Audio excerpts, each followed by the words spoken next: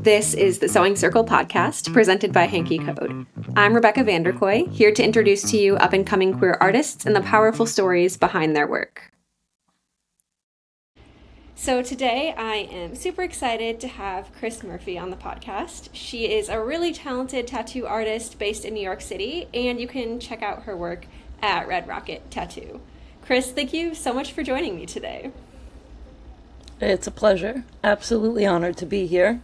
Super excited about what you guys do and just excited to be here and spread more gay positivity. Thanks so much. No, we're thrilled to have you. So to kind of kick this off, how did you get into the world of tattoo? I was actually born into it. My dad's been tattooing since I was about 3 years old. So it's something that I grew up around. It's something that I always thought was cool when I first was around it when I was younger. It was technically not legalized in New York City yet. So it's something that was kind of like the seedy underground, a little bit shady, but excitement, magical. And there was just a lot of it in there that was just like you got to see people come in all nervous and then leave all excited and more positive, and just the metamorphosis of what would happen in that room was just so cool and just attractive to me that it was just such a powerful thing that it made me just fall in love. Before I could even understand the concept of really what tattooing even was, I knew the magic that was there. Yeah. So then, did you kind of just always know that this is what you wanted to do? Or was it sort of just like an interest that then developed into what it is? Well, when I was super young, because of the not legalization and the fact that I'm just a tiny girl, it was just something my dad told me that wasn't really a good idea for me. It was something that didn't seem so much like a thing that could be called a career. How do you call it a career when it's not really legal? You know, it was legalized when I was 10 years old. By the time you're 10 years old, you've already filled out how many things from first to sixth grade of like, what will I be when I grow up? You know, and mine were pirate, astronaut, you know, so not too far off from tattooer.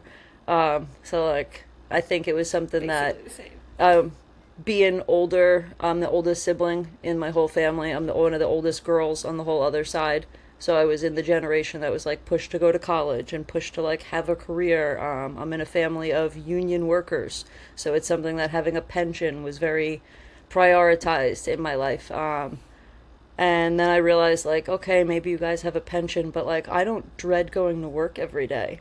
And I get to, like who I am inside and outside all the time. And I get to be authentically myself. And I saw the beauty in that more than having a retirement plan or any of the, you know, guarantees that come with having one of those career-type jobs. So it's something that, as the internet got born, I tattooed before Instagram. I tattooed pre-hashtag. So like things that were like building your own community and stuff were like always kind of involved, but it was really not worldwide or not internet wide. It was kind of like your next customer would sell your next customer because you all knew each other. And now it's like you can reach that 10 times further with a hashtag and then meeting somebody on a podcast and having somebody else spread your name in a cool way. You know, so like the more names you're in, the more rooms you get to be talked about, the more it gets spread. And so like then it becomes the idea of, wow, this really could be a career. And I love it. I think whether it became financially successful or wasn't, it's something I think I would have always been drawn to.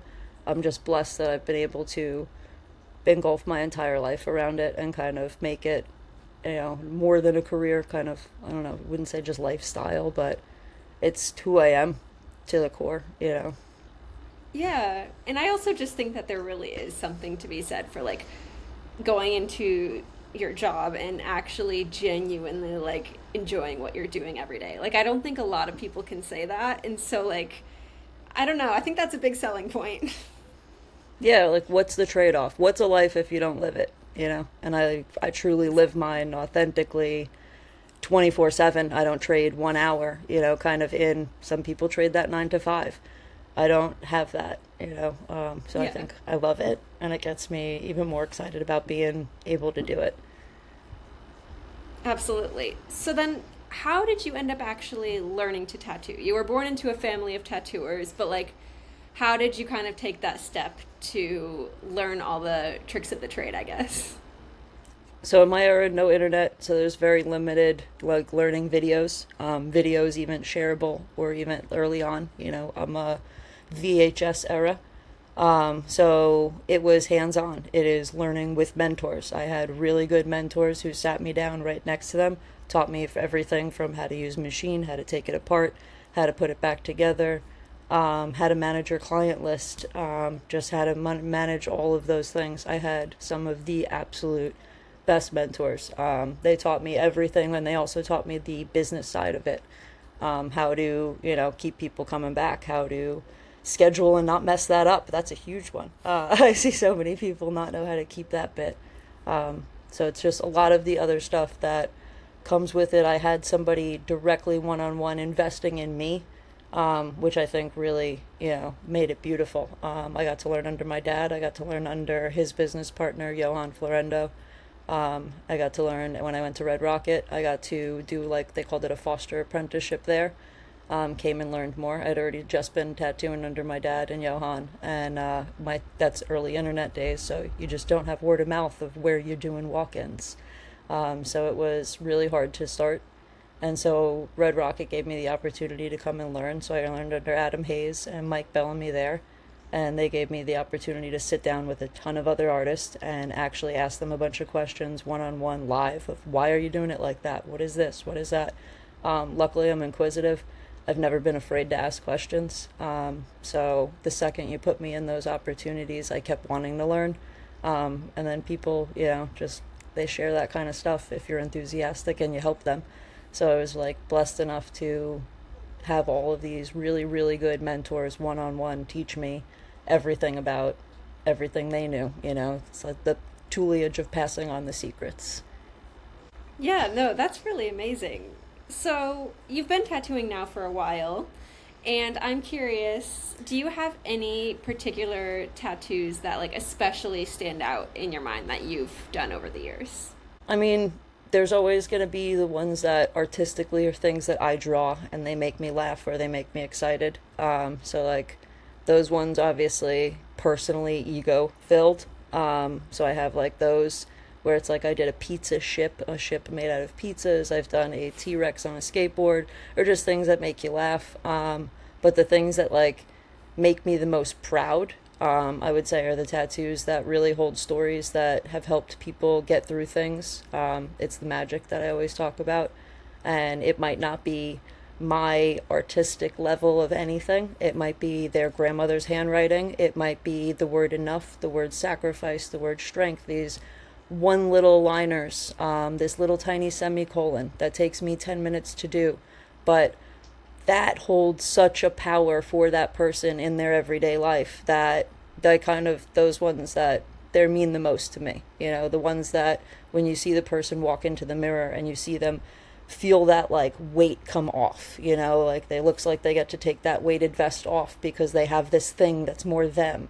And I think that's a huge thing of what tattooing gives you. It gives you something that like you have this on you. It gives you that power to like you've owned it. You own whatever part of that story is, whether it's good, whether it's bad, the indifference of whatever that journey has been. You have this mark that you're choosing to mark, and you're saying, wow, this is me, and I've done this, or I am this, or I'm beyond this.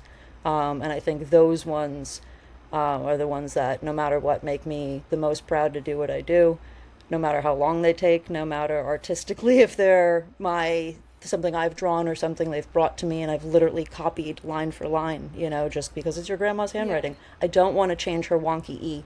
That's how she draws her E's. We got to make it wonky.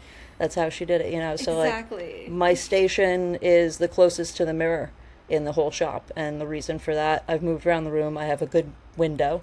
But the mirror is what I get to watch, and I get to watch them get up out of the chair or bed. I almost always lay everybody down, so you get to like really see them get up and walk over and then watch that moment live. And that to me is, no matter what, the most powerful thing and the most cool thing. And I don't think I'll ever have a job because I get to do that. And like, that's not a job. That's awesome. And it's not a task that's like, woohoo, I get to do that for somebody. And to do that once in a month, I sometimes do that 5 times in a day, and like the smaller they are, the more I get to do that. So sometimes that's even cooler because you get to touch more people faster, rather than if I did one big cool thing a day, then I only get to touch that one person in that way. So I think that's Right. the coolest bit and the thing that makes me the most excited to do what I do. Yeah, I feel like that's such a cool perspective. And you probably just meet such an interesting array of people, especially being where you are in Midtown. Like, you have to kind of have just like people from New York, but tourists, a little bit of everybody, I would assume. Midtown gives you a really good mix. You have super wealthy, you have super middle class, you have super, like, people just struggling who've literally collected enough change in the corner to make it up your staircase. And then I have people all over the world. And, like, that's one of the other cool things is I'm born and raised in New York. I know what a cool city it is. I'm from here. But it makes, and I think some people get to lose that because you're from here and it's grindy and it's the hustle and bustle, and it really, it will wear you down. But because I have people come and sit in my chair who, like, their whole life they've dreamed of coming to New York, and they just want to see the Empire. I work next to the Empire State Building, and people spend their whole life just wanting to visit it one time. And I think having a little apple or a little skyline that I put on them, that just gets to give them that souvenir reminder. And then I have somebody in whatever country they're from I've never been to that speaks of me, that has, a little piece of me wherever that is. And I think that part is also really cool. It makes you re-fall in love with your city every day. They're always going out to eat in new places. They're trying tourist stuff I haven't done yet because it's the tourist stuff, Exactly. The Edge looks cool, man. I want to go to the Edge. Like, and I see all these tourist pictures, and I'm like, I gotta go to the Edge. I know, now that it's nice and it's summertime, definitely doing that. Yeah. But that's really cool. So, kind of speaking more to like stories, obviously without like completely like exposing people's life stories, but I am curious, are there any particular stories that really like especially have stood out to you? Yeah. One of the heavier ones was a girl who struggled with even getting any kind of education in the country she was from. She was here on a complete full ride scholarship. It was something medical, something that she would have never had. She was the first in her family to make it out. Gets this trip to America, gets this beautiful thing, has an accident with a guy she doesn't really love, doesn't really, what happens. She ends up getting pregnant. She has to make a choice, and the choice is if she has this baby, she goes back to her country. She is going to go back to having a life that she can't, she was about to be a doctor or something in a medical degree and kind of help her whole family. And if she has this kid, she's not going to be able to do that.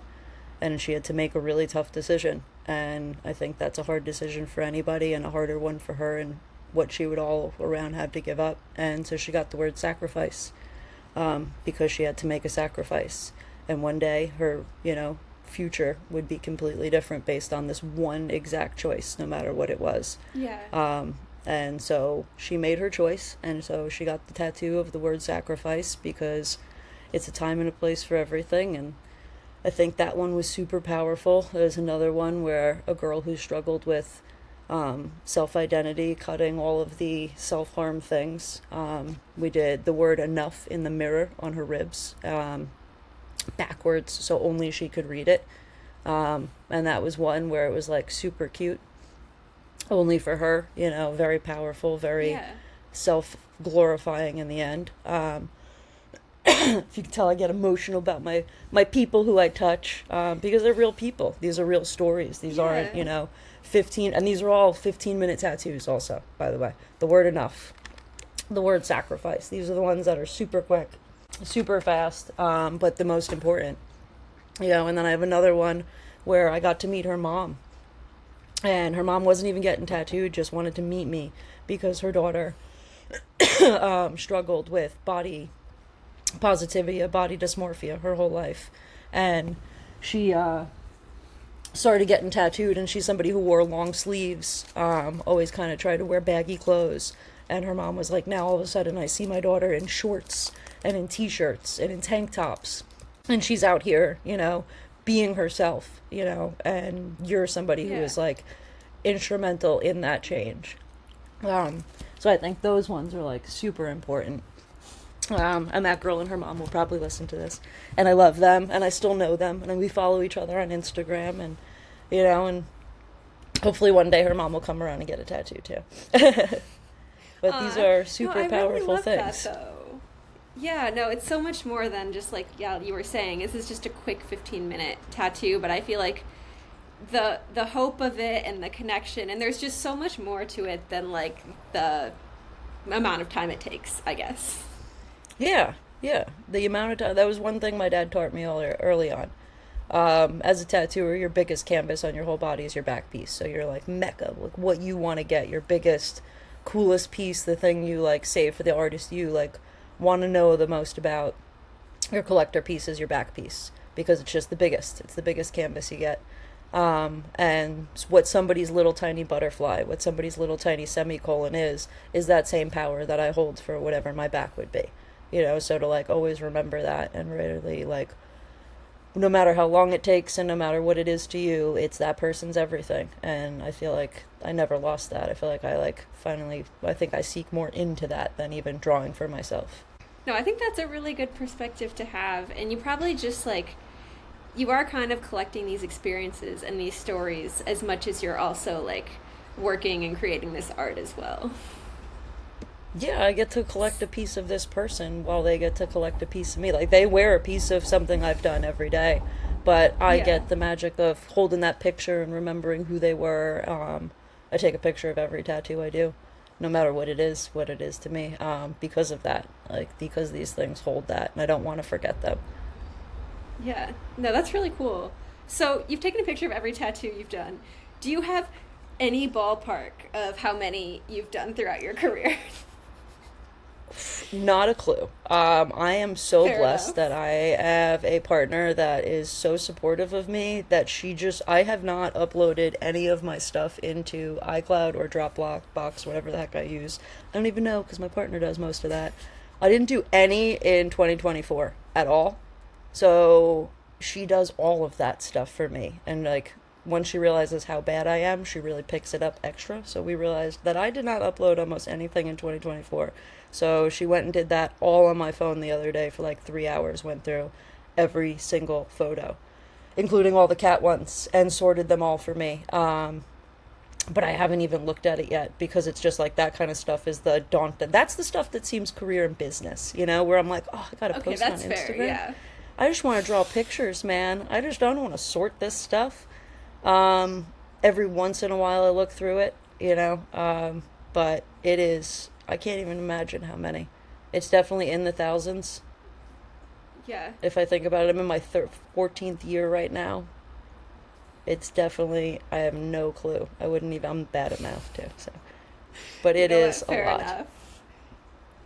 It's still fantastic. And also, that's like love right there, to have someone willing to do all of that for you that you do not want to do. Oh, it is. There's a reason we're as happy as we are is because we pick up those other things for each other. Like where she sees a weakness in me, she will just be like, oh, that's not annoying for me. I can sort those photos on the couch while we watch a movie. Like, okay, I love you.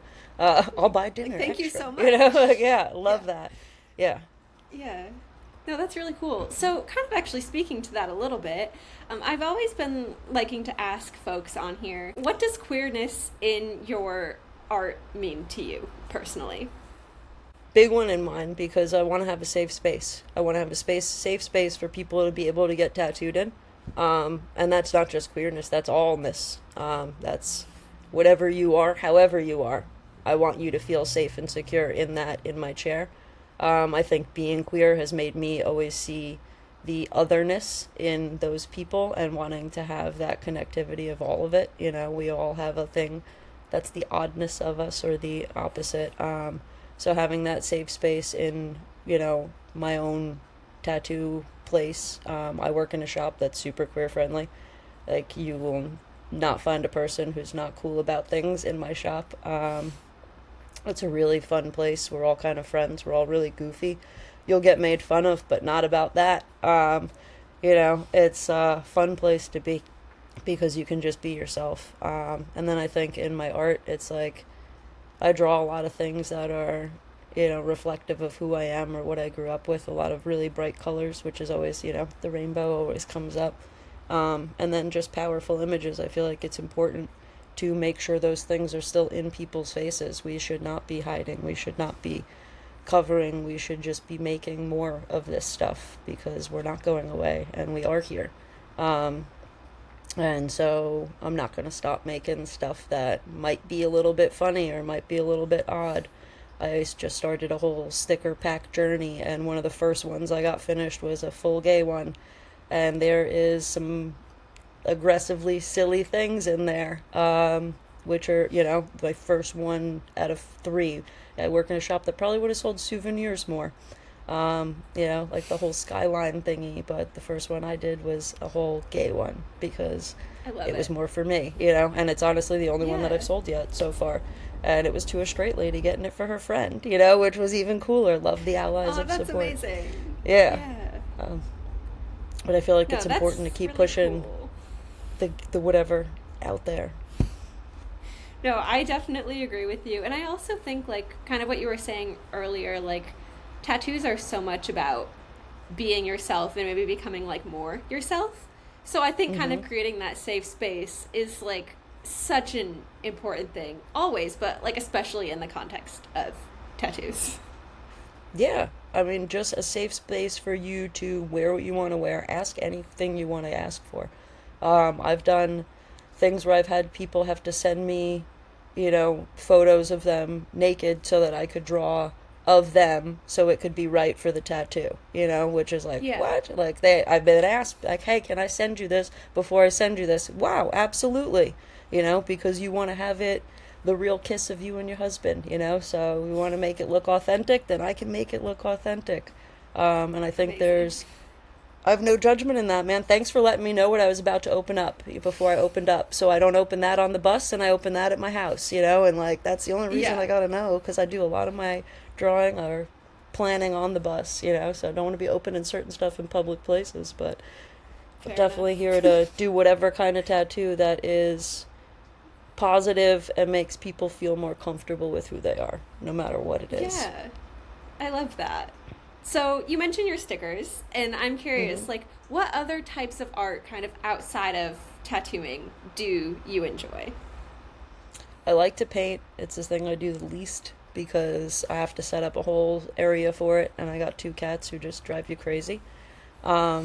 A lot of my other stuff I can do is all digital, so doing that on the iPad is just, you can do it anywhere. You can do it on the couch, you can do it laying in bed, you can do it, and then stop and put it away for 10 minutes and then come right back to it. So I do a ton of digital art, but I love to paint. I love to do polymer clay, but I love to do that with like a couple friends. It's just a fun, silly activity, and I don't know, like, us at our house, we still do all of the creative little holiday thingies. We still dye Easter eggs, we still carve pumpkins, we still make sure we do the things in your childhood that might not have been so fun to do with your parents, hyper fixating on things, but we make them fun again at our house where there's no rules and we just play again. So things that are, we started doing mini verses, which are another little resin clay, I don't know what the heck they are, but they're fun little activities to do. Just that anything where I can be creative with my hands. Yeah, no, that's great, honestly. So kind of starting to wrap up a little, but I am curious, you've mentioned, you've been doing this for 14 years, you've learned under a lot of really amazing people. What is advice you would give someone if there was someone who like wants to get into tattooing? Work in a shop where people are supportive of each other. That's the first step. If you're working in a shop where you're just not communicating with your friends, you're only going to grow so far. I work in a shop where we really push each other artistically, in all kinds of ways. It's nice to have critiques of people who really would critique you for growth, not critique you for competition. So I think that's super important. Really know the power of what you're doing. Know how important it is. If you don't have it in you, don't do it.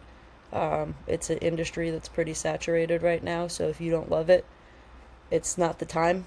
There's a lot of people doing it, so it's one of those things, like, it's something that if you really got to be enjoying it, You gotta love drawing. You gotta love all of it because it's actually work. They're as fun as it is, and as much as I always joke about not having a job, there are plenty of job days. So it's still, my dream. It's still something that I find magic in, no matter how hard it gets or no matter what it is. But it is definitely a different era of coming up now. Knowing what it is now, knowing the internet game of it all, the algorithm is always against you, so like there's certain stuff that will never be what it was when I started. So like that, I hope it's still fun for kids these days who come up. But it's still, there's beauty in all of it. And do I think it's worth it? Every single second. Every single second. It is the best part of what I do. That's fantastic advice. So, to wrap this up, where can people find you and your work? I physically am at Red Rocket Tattoo in Midtown on 36th and 6th. On Instagram or almost any of the other socials, I am NY Chris Tattoo. And then my little Etsy store is NY Chris Tattoo Shop, I think. But everything would be linked in my Instagram. Amazing. Well, everybody go check that out. And Chris, thank you so much for taking the time. I really appreciate it. I love your work, and I love how passionate you are, especially. That's something that like really inspires me. So I really appreciate your taking the time to come and chat with me. Really appreciate you for having me. I love how passionate you are about what you do. It's, I think, what brought us together. I really believe the universe brings like-minded humans into that same magnetic little pull. So I'm really happy to have you in my circle, and to support each other in every way. So super pumped to be here.